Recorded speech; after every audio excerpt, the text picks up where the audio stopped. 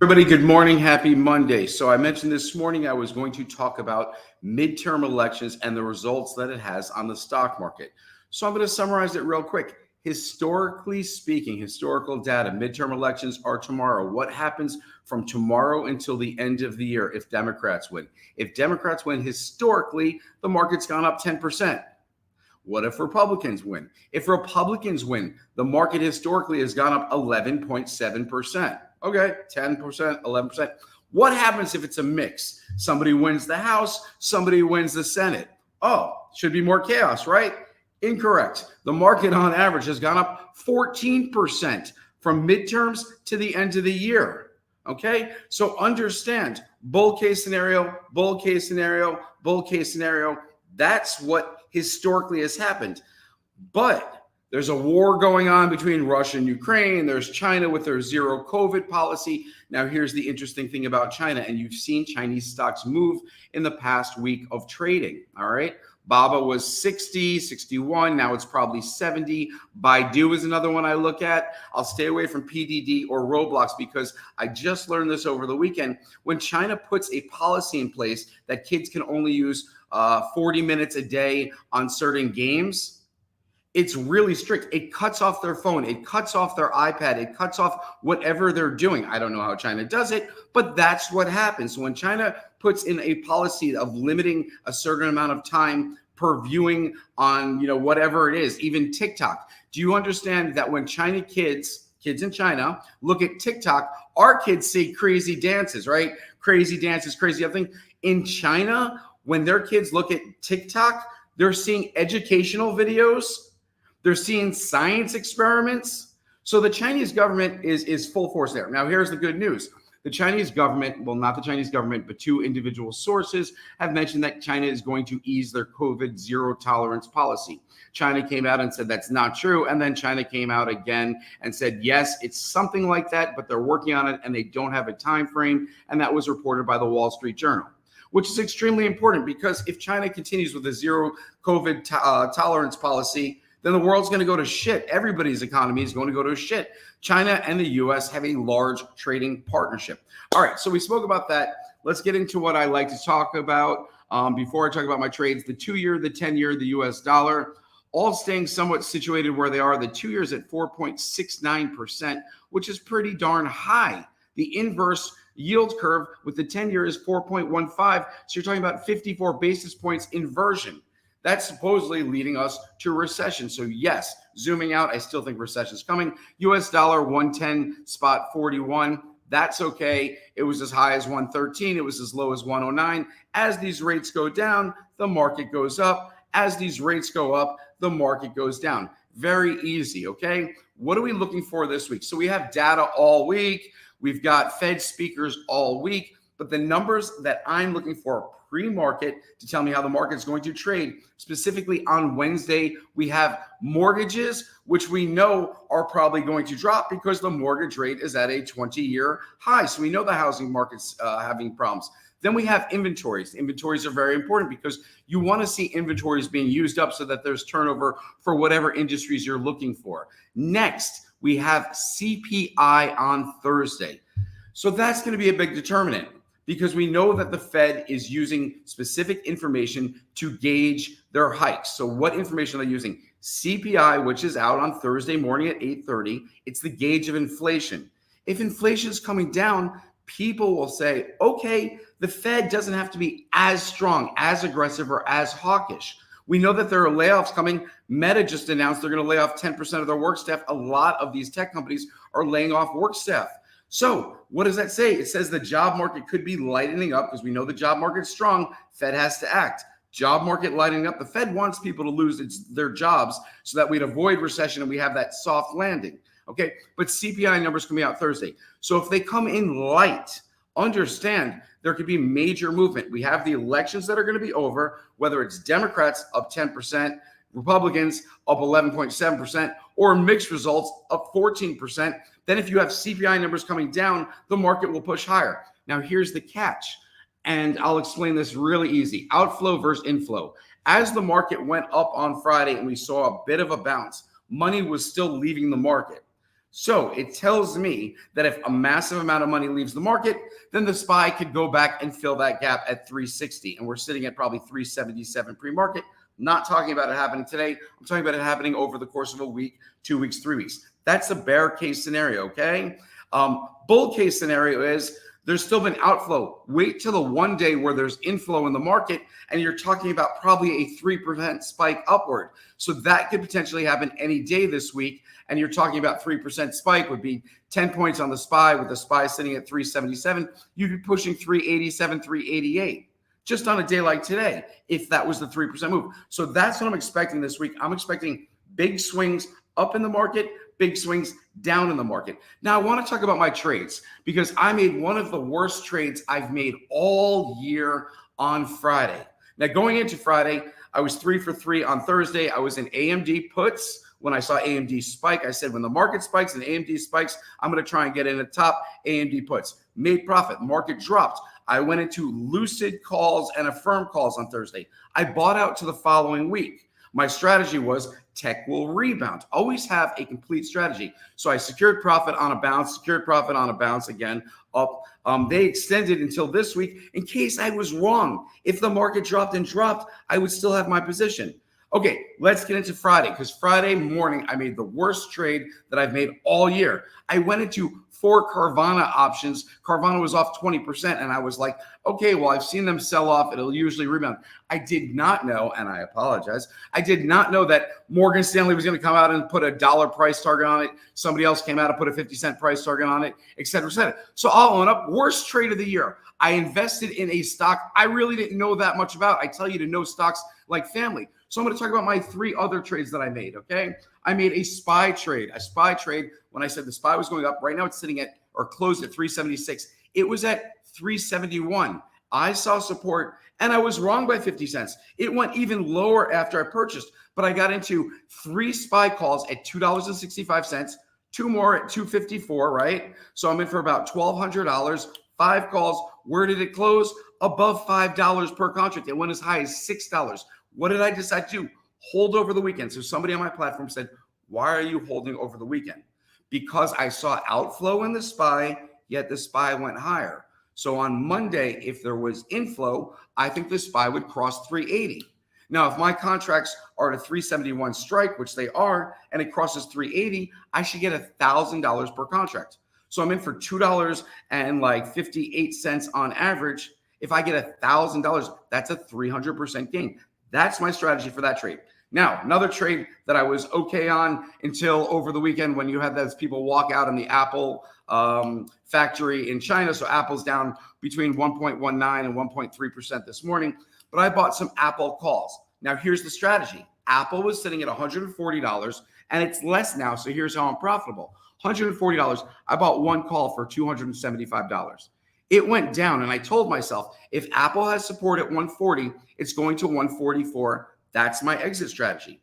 If Apple loses support, it generally has support at 135. So as it's falling, I'm going, okay, it can quickly bounce. I bought 9 more contracts at $2.65, at $265 each. So, right, I'm in for 10 at about $2,600. It dropped all the way down. Now, as it's dropping, because I'm telling people support will actually be at 135 and it's still 137 on its way down, I'm not buying more. That's not how you average down. You don't average down just because it drops. You need to see the support. So when it went to 135.02, I bought those Apple calls that I was originally in at 275, then 9 more at 265. I bought, what did I buy? 9, 10, 37 more contracts at $131 each. 131, okay? So that took my average down to 159. Again, my contract's expired next week, so I have more than enough time to go to be right. Now then, end of day, Apple pushed higher. So Apple contracts, I think we're at $2.40 at one time. I did not sell. I carried them over the weekend thinking I also in TQQQ, but I'll get to that trade. So I'm in an Apple, 159. It's 224 it closed at, something like that, 234, 159. That's like 70 cents profit times just under 50 contracts. That's about $3,200. Okay. So yes, that's how you make up. When you're incorrect about Apple at 140, I go, okay, they're going to push the market higher. I don't think so, but they're going to push them. I bought 1 contract. Then it was dropping, and I said, I'm going to be right. It's going to bounce really quick. I bought 9 more. I'm in for 10. Then as it's dropping, I told people, I don't think we'll see support till 135. So at 136, still holding 135, finally bought into my contracts. It dropped a little lower and then it found support at 135. Yes, I could have been wrong, but that was my strategy. Next trade, Palantir, sorry, PLTR. They had earnings out this morning. They actually came in line. They missed by like 1 penny. My play was 5 contracts at 66 cents. So I was in for $330. It went as high as $83 per contract. So yes, I could have sold, took 25% profit, but I wanted to hold just to see how Palantir reported. They did not report well. So I will probably lose maybe $5 per contract times 5 contracts, 25 bucks. So on trades, I want you guys to understand how to limit your loss, maximize your profit. Speaking about maximize profit, TQQQ, which is the Tech 3 times bull ETF. So I thought tech was going to go higher. So the TQQQ was at $16.91. What did I do? I went out till next Friday. I bought the $17 calls because they're right over the money, plus the TQQ was dropping, right? And I paid $1.22 per contract, or $122 per contract. I bought 10 at once. I didn't average down. I didn't average down on the SPY either. I bought 2 and 3 right within a couple minutes of each other. Didn't average down. Carvana, which was poop, didn't average down, have 4 contracts. Apple, I averaged down because I had the strategy. It would see support at 135. Now, again, people walked out of the Apple factory over the weekend, which is causing Apple to come down this morning. So I'm going to reevaluate that strategy after I'm done with the live stream. But what else? TQQQ. So I'm in the $16.50 calls, right? It's at $16.91. I paid $1.22. So you have in the money about 41 cents, then 80 cents of time value, which is from here to next Friday because that's when they expire. The TQQ went from $16.91 all the way up to what, 17 and change, 17 like 77. I said I'm holding. It's up 0.72% pre-market. So it's at 1808 pre-market. All right. I'm in at 1691. It's 1808. My strategy was tech is going to rebound. So again, I'm in 10 contracts there. That was like $700 profit on close. So again, worst trade. And I felt terrible all Friday. Worst trade of the year. Carvana caught a falling knife. 4 contracts did not average down.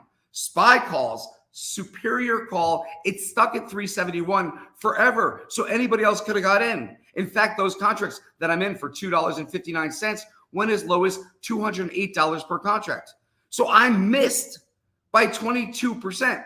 I have a 300% trade that I missed the bottom by 22%. So whereas I tell you guys, hey, you're going to pay $2.50, take 20% off. We're usually down. So that's what I'm going to attempt to do on the SPY trades. Any SPY trade I put in for, if I'm going to pay $2, I'm going to take 20% off because that's how I missed the SPY. All right. You got to nibble and use the historical data from your trading to help benefit you.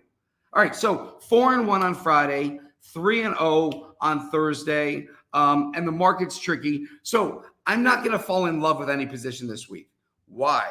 Because again, Wednesday we have mortgages. Wednesday we have inventory results. And Thursday we have CPI. And then you have Fed speakers all week.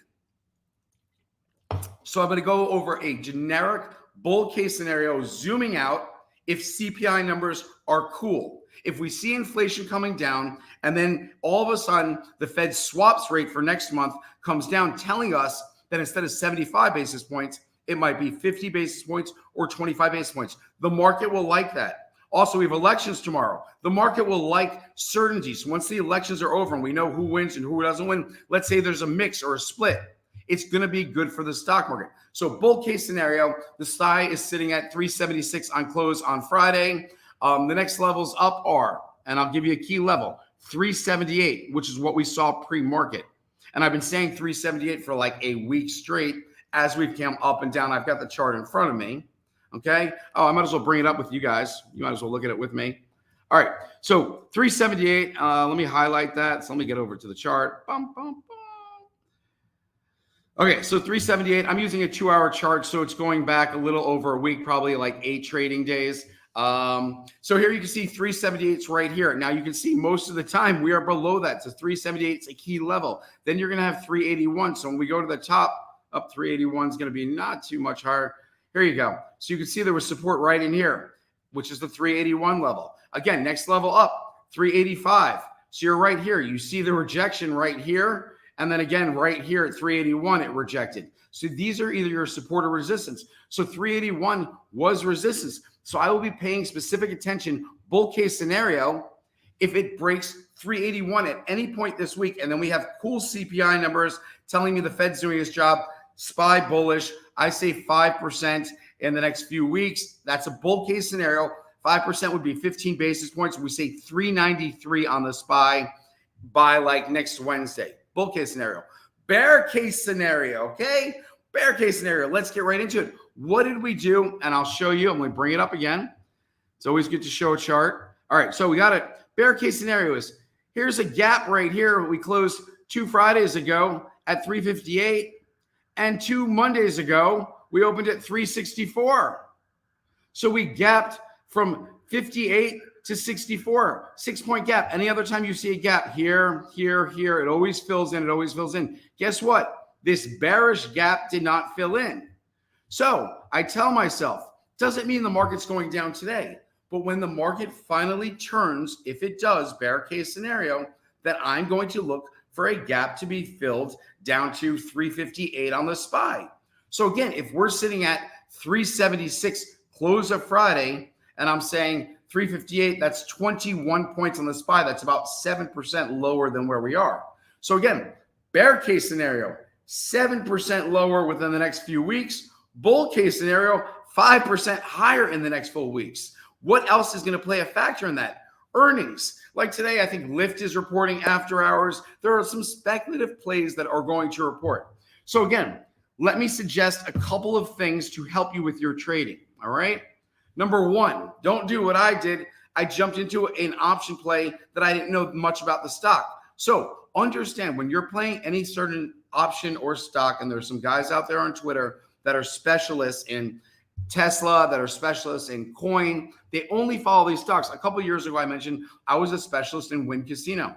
I traded Win Casino 83 times, stock only in 1 year, and I profited 2,500%. Stock only. Imagine option play would have been like 250,000%. It would have been ridiculous. But learn a stock. Understand how a stock moves. If you're a fan of Airbnb, great. If you're a fan of the airlines, and a lot of people are mentioning Boeing lately. Boeing has free cash flow. Boeing's sales are going up. Boeing's clearing out some inventory. What moves with Boeing? The airlines. United, Delta, Southwest, Love always has LUV, has a great spreadsheet. So those are stocks that I would look at. Another stock, okay? So we'll look at where the institutions want to be, or where are the institutions? What are they trading? Because in a bear or a good market, these are stocks that I like to buy dips on. So I've seen some good movement in Micron over the past couple of weeks. So that's MU. Caterpillar, and I mentioned Caterpillar because Caterpillar volume has been pretty strong. Their forward PE is 16.44. You compare that to a company like Honeywell, right? Similar industry, similar chart, similar demand, similar volume. Honeywell's forward PE, 23.75. So what I'm going to look for is I'm going to look for stocks that have institutional interest. And when they go down on any given trading day, I'm going to look at an option, just one option. So that's all we're talking about. That's all we're doing. Let's just see if we have any questions here. I explained my trades. I explained good and bear scenarios. Okay, let's go with today. Let's go with today's SPY, what I'm going to assume, okay? See, if it wasn't for the Apple news over the weekend that Apple's production is going to be slowing, I would still say tech's so strong because I see Amazon rebounding. I see Netflix could bounce from where it is. Let me just pull up Netflix real quick and tell you guys. Of course, I forget it. And Netflix. Let's see where Netflix is. Yeah, so Netflix said volume outflow 260. I thought the bottom could be 255. That's what we saw on Friday. Again, Netflix was a sell from 305. From 305 255. Does it mean I'm buying Netflix? No, I'm not going to be the first one to call the bottom. I don't want to say, yes, the bottom was in, because what can we see? We can see a slight rebound and then a sell-off. I'm just going to see if we have any questions here, and then we'll make our way over to Discord. If you want to be part of our Discord and you would like daily updates, you want to see Romeo live, who's going live this morning for members at 9:15, and a free public live stream tomorrow at 9:15. Easy. 7 free days. Join our platform below. What do? You verify yourself. You join. There's no money down. You get 7 free days. Then you can see what the heck everybody's talking about, because Romeo's been on fire lately. He does his almost pre-market analysis. He goes out at 9:15, and then he closes it probably around 10 o'clock. Yes, Friday, I think he was 4 for 4 on trades. 3 of them made 100%. So please, there are so many different avenues to use our Discord, but that's where I'm heading now, unless we have any questions. Quay check, 77, did some homework over the weekend.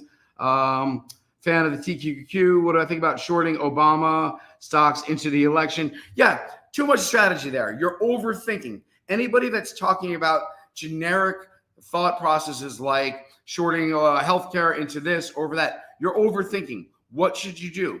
If you want to short healthcare, pick one stock. Pick Pfizer, pick Moderna, pick whatever you want to do. You want to make it a more speculative play? Pick TDOC related to tech, and then go over the daily charts for the past 2 weeks. Okay, the high was here, the low was here. It moved 2 points during the day. Okay, I'm noticing that day after day, it's moving 2-point range. So what am I going to do? I'm going to assume it moves a 2-point range today. So if the stock is down $1.25, I can go, okay, the bottom's in at $1.25. I can clearly see that. That means the top could be $2 higher from where it is. So please learn a stock, give yourself enough time to be correct, and then join me on Discord. It's free, 7 trial days. And join me on Moomoo. If you haven't joined me on Moomoo, we should have a code below. Here's the catch. Put in $100. Don't even trade and make $40. All right?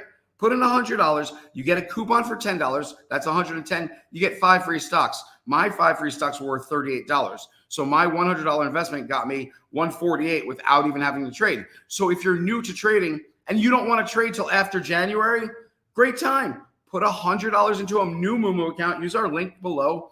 And when January rolls around and you have $143 or $141 or $139 in your account, holy crap, you're up 40%. Thank you so much, everybody. Please join me on Discord. See you guys soon.